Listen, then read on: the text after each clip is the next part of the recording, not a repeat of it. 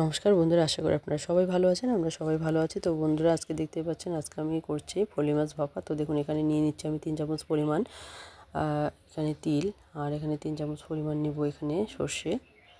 তো দেখতে পাচ্ছেন এখানে 3 চামচ পরিমাণ সর্ষে, আর নেব 4টে কাঁচা লঙ্কা। তো দেখতে পাচ্ছেন এখানে 4টে কাঁচা লঙ্কা, আর সাথে দিয়ে দিলাম সামান্য লবণ।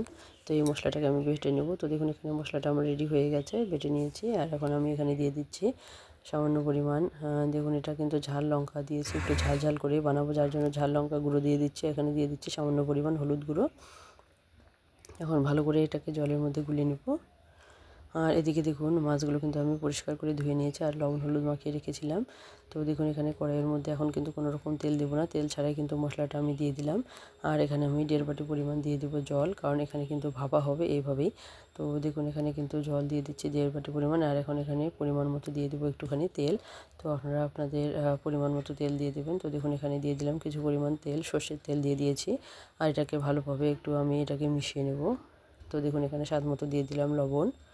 এরপর এটাকে ভালোভাবে একটুখানি নাড়িয়ে চাড়িয়ে ভালো করে মিশিয়ে নেব মশলার তেলটাকে। তো দেখতে পাচ্ছেন এখানে কিন্তু মশলা আর তেলটাকে ভালোভাবে আমি নাড়িয়ে নিচ্ছি। এরপর যে কাঁচা মাছগুলো আমি লবণ হলুদ মেখে রেখেছিলাম সেগুলো কিন্তু আমি এক এক করে দিয়ে দেবো।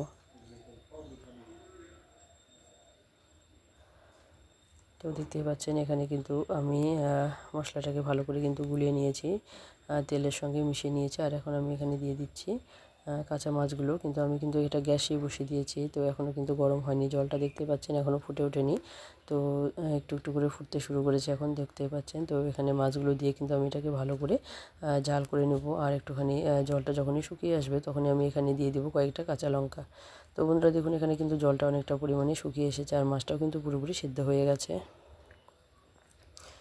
তো আপনারা চাইলে কিন্তু এটা ঢেকেও করতে পারেন। তো আমি কিন্তু এখানে ঢেকে দিইনি, তো জল অনেকটাই দিয়েছি, এতে কিন্তু সেদ্ধ হয়ে গেছে। তো বন্ধুরা দেখতে পাচ্ছেন এখন কিন্তু পুরোপুরি হয়ে গেছে, রেডি হয়ে গেছে। তো গরম গরম ভাতে যদি এরকম ফলি মাছ ভাপা থাকে তাহলে কিন্তু কথায় নেওয়া না আসে কিন্তু এক থালা ভাত খেয়ে নিতে পারবেন। তো নতুন বন্ধুরা যারা দেখছেন, যারা এখনও সাবস্ক্রাইব করেনি তারা অবশ্যই সাবস্ক্রাইব করে দেবেন। আর পুরনো নতুন বন্ধু যারা শুরু থেকে শেষ অবধি সঙ্গে আছেন, সবাইকে অসংখ্য অসংখ্য ধন্যবাদ। অনেক অনেক ভালোবাসা রইল সবার প্রতি।